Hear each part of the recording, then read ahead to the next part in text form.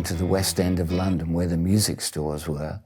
But they had this guitar in the window that looked outrageous. It was solid, had a tremolo on it, which I'd never seen before. You had three pickups, and I thought it was a Fender. I didn't know what a Fender was, but we hadn't seen any really. So I got this guitar, and I very soon learned that it wasn't the American guitar I thought it was. It was a cheaper Czechoslovakian copy, which a lot of the guys played. George Harrison, that was one of his first electric guitars.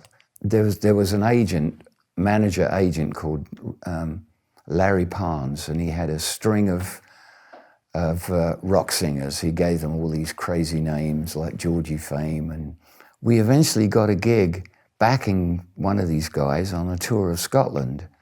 His name was Dickie Pride, and the bass player, we didn't take the rhythm guitar player, so it was just the bass player and I were going through this little amp. So I came back off of that tour and I thought, well, I've got to get an amp. I didn't have my own amp, I've got to get an amp. So I ordered this amp just from the picture in the catalogue, and it was a Supro with a 15-inch Jensen.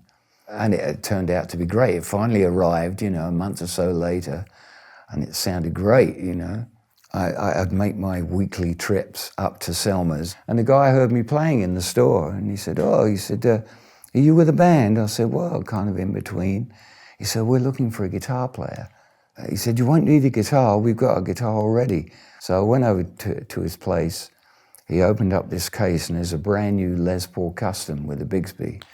And I thought, well, sure, I'll join your band. Yeah. Every night we weren't on the road, we'd play in a little coffee bar in London where a lot of musicians used to come, and Jimmy Page used to come down. We were about the same age. He'd come down and he would sit in too.